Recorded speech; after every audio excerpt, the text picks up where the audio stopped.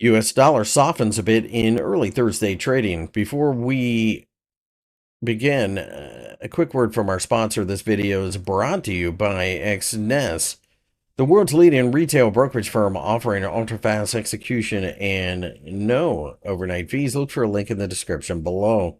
The euro has rallied slightly during the early hours on Thursday as we continue to see more of an uptrend play out. But ultimately, this is a market that we have to pay close attention to, as the 1.15 level is a major barrier to overcome.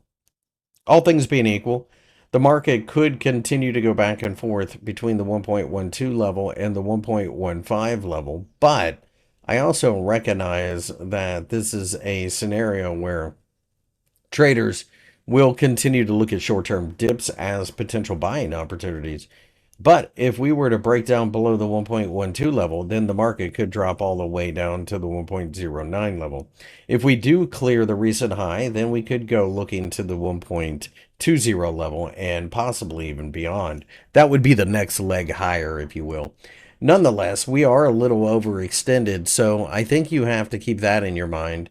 Understanding that maybe some work needs to be done here to kill some of the momentum and digest some of the gains. The US dollar has dropped against the Japanese yen during the early part of the Thursday session, as we continue to see a lot of back and forth in this area, and perhaps we may even be starting to see the market trying to form some type of bottoming pattern. That being said, I think we have a lot of work to do, and it may take some time to get there. And therefore, I think a lot of back and forth is probably expected here, as the Federal Reserve is expected to stay somewhat tight, and the Federal Reserve is um, definitely going to be tighter than the Bank of Japan. So really, at this point in time, it does favor the dollar once other things calm down.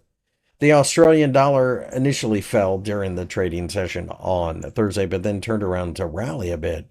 That being said, we are still very much underneath significant resistance that extends somewhere around the 0.6440 level, which is also right around where the 200-day EMA hangs about. The Australian dollar will get hurt by the US-China spat, so we'll have to wait and see how that plays out over the longer term. In the short term, it's been all about the US dollar, but I do think that the Aussie probably struggles to benefit the way perhaps the euro has. My name's Chris. I work for FXEmpire. If you enjoyed the video, give me a thumbs up and subscribe to the channel for more analysis.